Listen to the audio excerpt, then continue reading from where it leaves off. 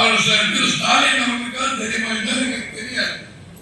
ஏனென்றால் இது கருணாநிதி அவர்களால் நடக்காத அந்த செய்தி. அண்ணா வந்து இறந்துடுறாரு.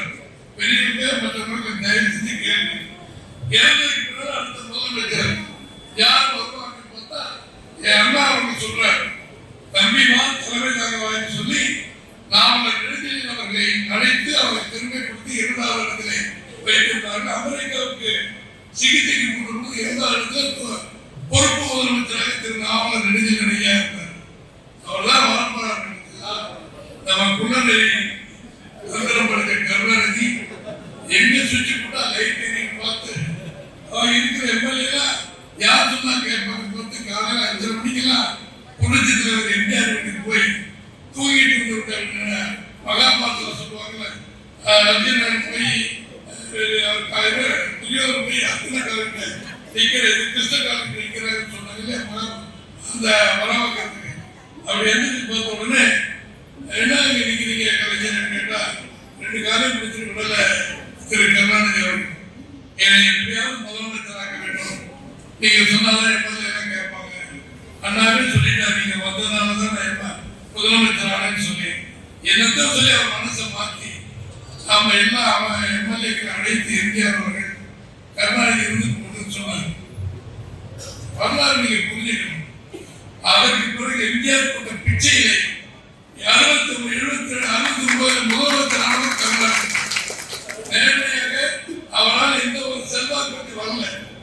ஆனால் தமிழ்நாட்டுடைய மொத்த சொத்துக்களை திரு கருணாநிதி அவருடைய மகன் திரு ஸ்டாலின் அவர்கள், அவருடைய பேர் திரு உதயநிதி ஸ்டாலின் அவர்கள் குத்தகை போட்டு கொடுத்திருக்கிறார்கள். அதைத்தான் தம்பி திரு தங்கமணி அவர்கள், மரியாதைக்குரிய திரு ஓஎஸ் மணியம் அவர்கள் நேரத்தில் இருந்து சுருக்கமாக சொன்னார். அடிக்கிட்டு ஒரு சூழலை நிச்சயமாக நம்முடைய மாண்புமிகு எடப்பாடி அவர்கள் முதலமைச்சர் 7 விசாரணைகள் ஒரு திட்டத்தை கொண்டு வந்தார்.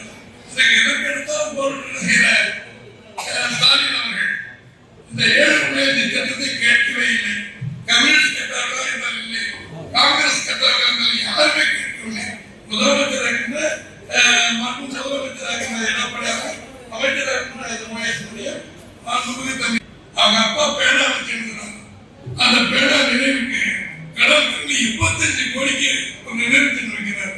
யாரும் தப்ப மாட்டாங்க.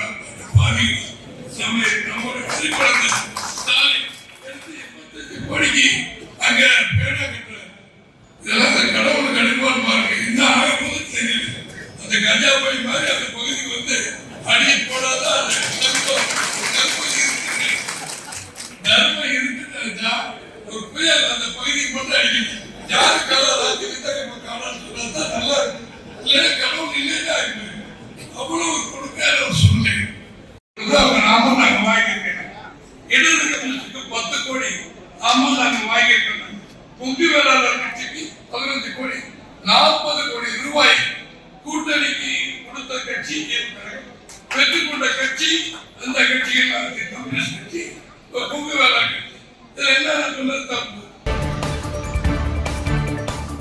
செய்திகளை உடனுக்குடன் தெரிந்து கொள்ள நமது அம்மா இணையதள தொலைக்காட்சியை சப்ஸ்கிரைப் செய்து அருகில் உள்ள பெல்